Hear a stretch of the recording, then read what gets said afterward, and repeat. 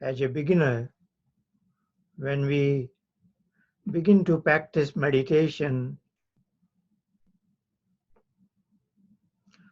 what kind of benefits we can expect. So there is a whole range of benefit, and I would like to take them in a batch of 10.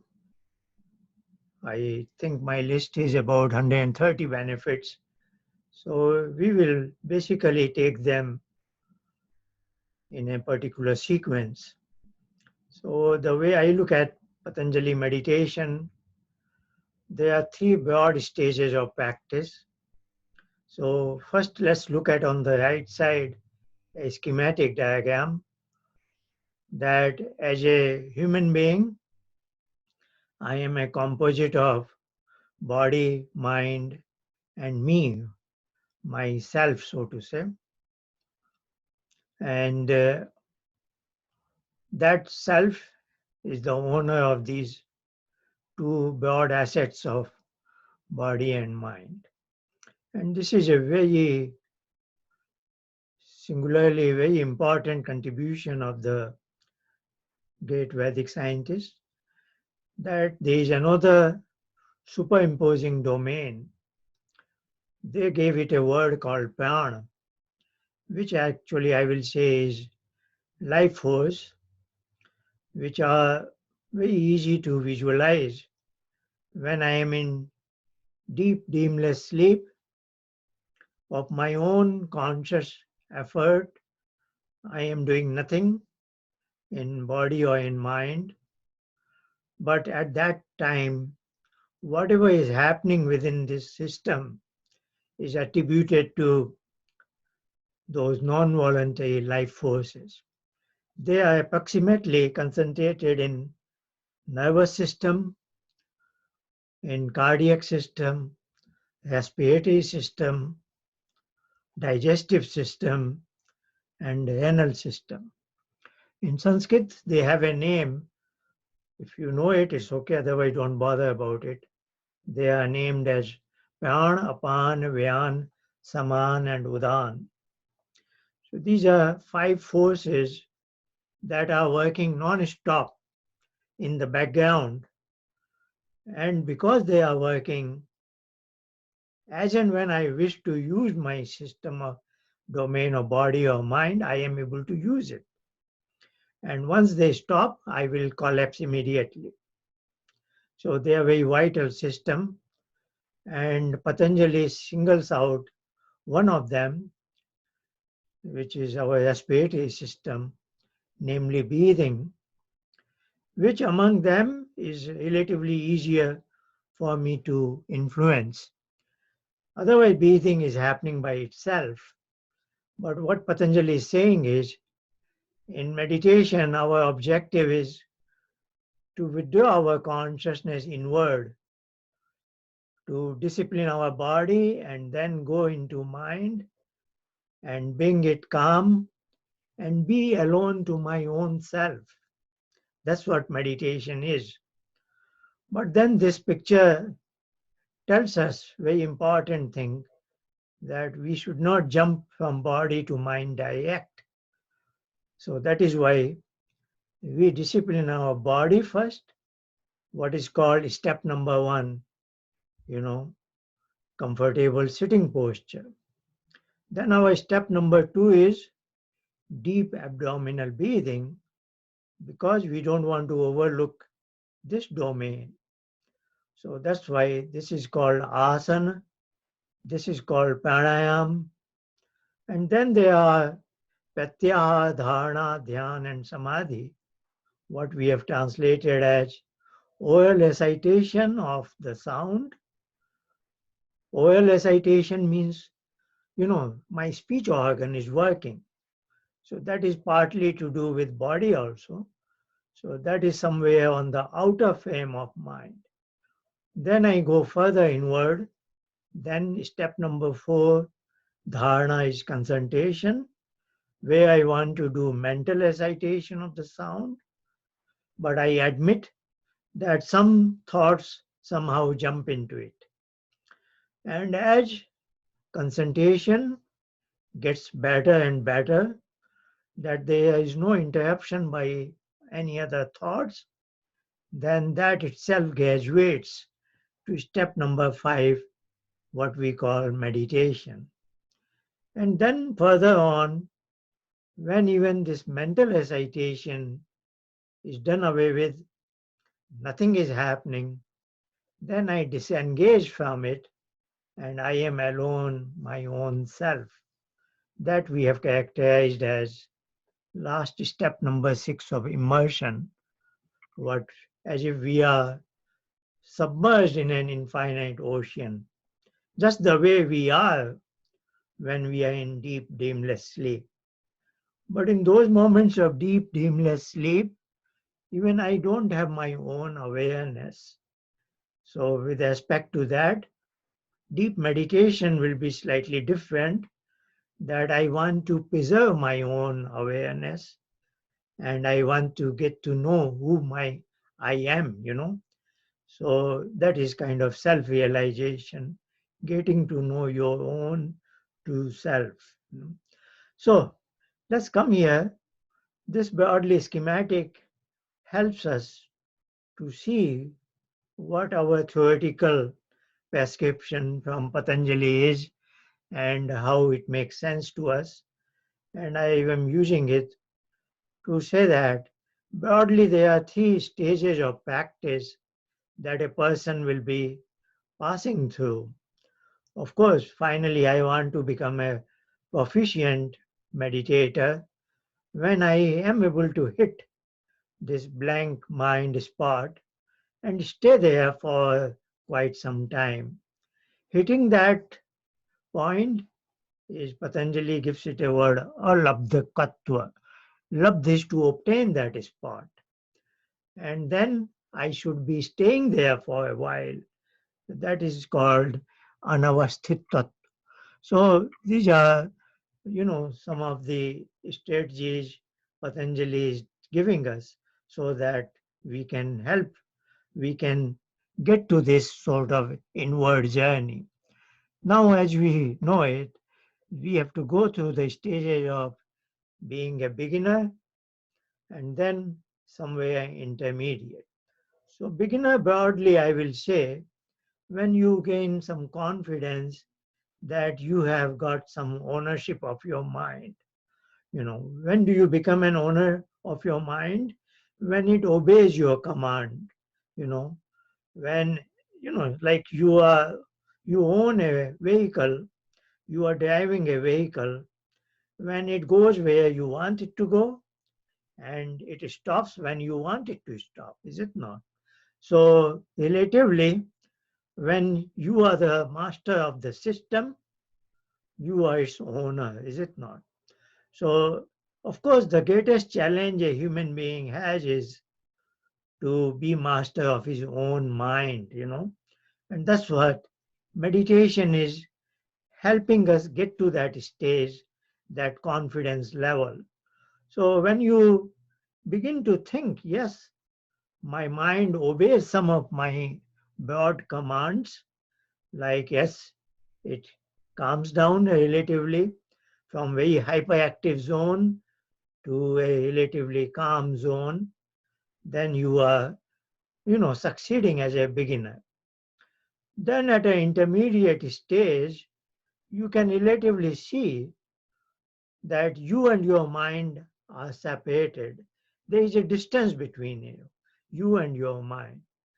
Because a common man, for him, he and his mind are the same. It's very difficult to distinguish that I am different from my mind. Now that distance is separation from your mind is coming, and that also leads to some sort of detachment, which has a very good practical applications in day-to-day life, because in day-to-day life, all sorts of events take place in the world and they are brought to my notice. I take cognizance of them because mind brings them to my attention. So somewhere in the innermost, this part of mind, as if There is a screen I am watching. It's a five-dimensional screen. Vision, sight, sound, smell, taste, and touch. All those signals appear here, and then I get to know them, is it not? So, for a common man, when he and his mind are all the same, then whatever is happening in the mind, as if it automatically happens to him, is it not? And that affects him because he is conscious person. So that consciously you go through that event now. It becomes part and parcel of you. But now that there is a separation between you and your mind, now you take a moment off and you decide whether you want to embrace that event which has been brought to you by mind and make it your own as if it is happening to you, or you stay away from it. So that gives you a power of detachment. So, from day to day life point of view, you get some confidence that I don't have to be affected by all that is brought to me by my mind. So that is a very good power and is very helpful. And as we will go in this kind of a list, we will see very specific aspects what it means to me in my day-to-day life. And of course, as a proficient, I am disengaged from mind, not only away from it, but I am disengaged from it. And my mind is, of course, blank, empty. That's why I have disengaged. Just like you have brought your car to a very stop position in a safe parking place, and then you can get out of it, isn't it? So, in the same manner, you are now in a very safe place in your cave deep inside, disconnect from your mind, and then you have some new kind of experiences which are not brought to you by mind. Mind can bring to you only what's happening in the world around you and in your inner world of mind that has captured all the past images. But when you are disconnect from mind, you are slightly out of the world. Something you feel it when you are in deep sleep, but now you are having a real time feeling, is it not? There is not that blackout is not there. So this is a real time feeling, and then it is worth exploring what is happening. You can say there is a lot of energy there. There is a very superb happiness, and there is a lot of flashes of knowledge. So all sorts of things that you will be, going through. Okay. So as you will expect, very first list of mine from number 1 to 2, we are very much at the beginner stage. Let's go through it. Gaining authority or ownership over mind. So as a practitioner, you are saying, yes, yes, it does. It does become calm for a while. And then you are able to, because when you can make it do what you want, then it results in better concentration during the day. This is not concentration of our step number 4. These are our tasks that we undertake over during the day where we want to apply our mind. And if there is less distraction, if your mind is obeying your command and it has been applied to the task and it stays there, that is what is better concentration, and that improves the work quality now. And not only it is work quality from a say intellectual point of view, even from things like your performance in games and sports or any skill based thing, improvement in skills, you know. So there is one is our knowledge and one is skill related to our actions, and that makes it things happen in an efficient manner. Efficient manner means it saves time. Otherwise, the task could be taking, say, 2 hours. Now you may be thinking, oh, I got it done What previously used to take 2 hours, now today I have done it in say 1.75 or 1.5 hours. And not only that, if you are very much if your mind is very much focused, that's the time when you say, I enjoy this. If your mind is not flickering, these are good moments of positive. That is what is enjoyment, so to say. Then you begin to enjoy your work and it is less of a burden. And not only in the daytime, when you are functioning with the assets of body and mind, when they need to take rest in the night in by way of nature's gift of sleep, then you will notice now it's slightly easier to enter into sleep. And that's what we noticed last week when we looked into the person's question that why is there a sleepy jerk when I am learning sitting for meditation? Because meditation facilitates that state of mind which is going to invite sleep, is it not? So, as you are able to bring your mind calm, that power of yours, it helps you even in bedtime. So, when you go to bed, you are lying there and you are now giving your command to your mind, look, I want you to take rest and I also want to take rest. And then it is easier, you notice that because sleep is nothing but diminishing diminishing level of mind functioning, is it not? And then not only the how you enter into sleep, even the sleep will be likely to be deeper sleep with a less number of dreams, or what we call, there are stages in sleep. Very first stage is REM, rapid eye movement. When you are awakened from REM sleep, you have a very vivid recollection of your dreams, is it not? Then there is a less of mental activity that is called NREM, non-rapid eye movement. But that also has stage 1, 2, 3, 4, so on and so forth. So from NIEM 1 stage, if you are awakened, you will say, I had a sleep, I had a dream, but you find it difficult to recollect it, is it not? So, there is a sleep qualities there. Sleep scientists tell us what are different stages. And then you will see of your own as a layperson when you wake up in the morning, you will say, yeah, probably today's sleep was better than what I used to have previously. So, we are going to periodically, I will open up this list, and then we will discuss, and maybe that helps you to feel that yes, some of these things I am noticing it in my day-to-day life, is it not? So that will give you a kind of a push, a motivation.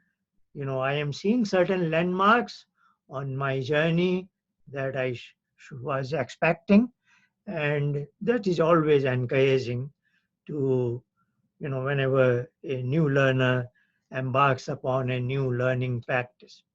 So as our practice is, I will just, our first thing is we set a timer. You can set it the way you want it, 10 minutes, 15 minutes, 20 minutes, or whatever you want it. I am setting it, say, 12 minutes, but I will try to make it, end the meeting slightly before the 12 minutes so that the sound doesn't disturb you. But even if it comes out, don't get bothered. We are all in our own journey, is it not? We may be thinking we are doing it together, but it's a very personal journey. So, as is our practice, we are following those 6 steps. Step number 1 is adopting a very comfortable body posture so that we discipline our body. I want to be carefree from my body. So I put it in a bundle in a manner that I don't get any message from my body when I go deep in meditation. So we want to take care of it. Taking care is allows us to be carefree rather than being careless. So that is our step number one. Step number two is deep abdominal breathing. We have been doing it very simple. Deep breathe out so that abdomen sinks inward, and then deep breathe in when abdomen expands outward. We'll do it for a couple of minutes. Then we move on to step three.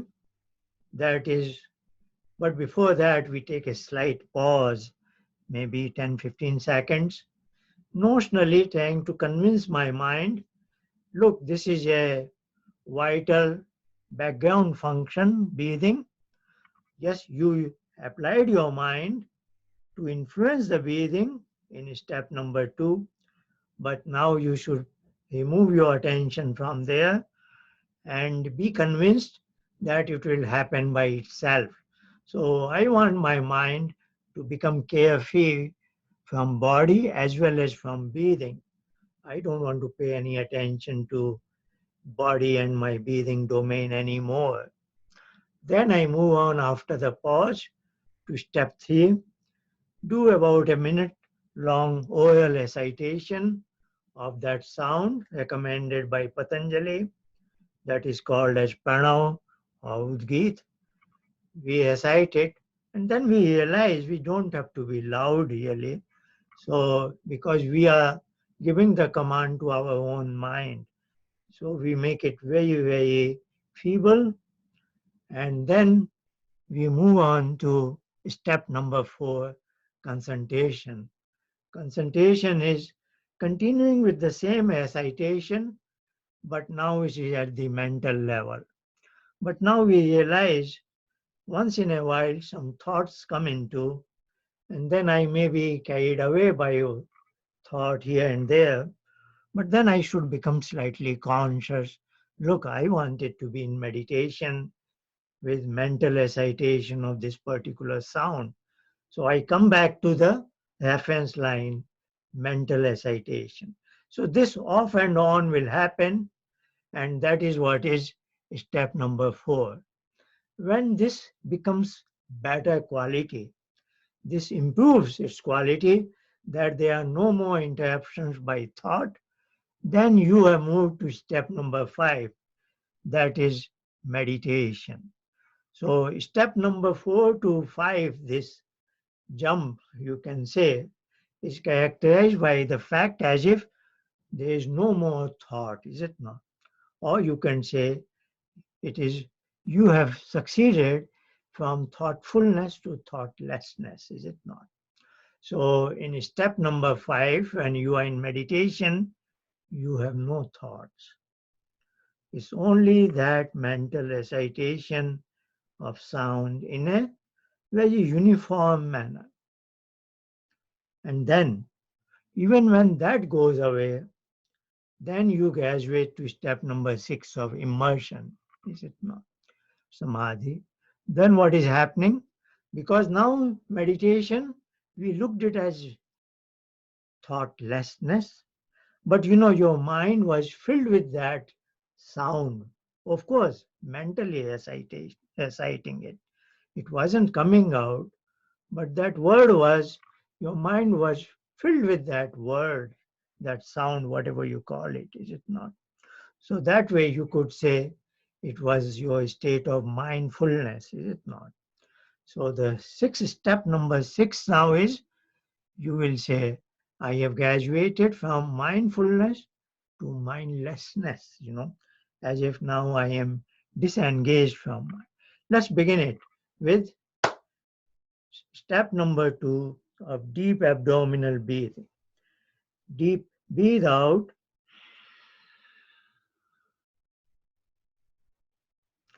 deep breathe in, breathe out. Breathe in, breathe out,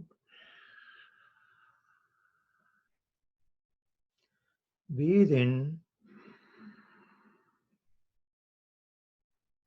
breathe out, breathe in.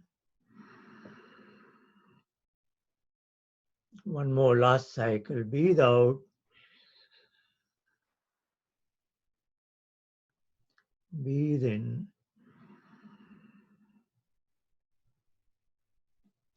Taking a pause, disengage my mind from the breathing domain.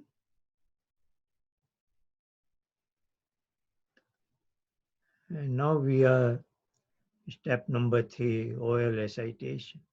I missed out one component. Soon after oil recitation, as we move to step number 4, focus your mind as if it is between your two eyebrows. So notionally, that is the location of your mouth. So in the later steps of 4, 5, 6, what is called inner yoga, you want to be as if your mind is located, your mind is placed between the two eyebrows. And then we want its content to become relatively blank. Okay, here it begins. Om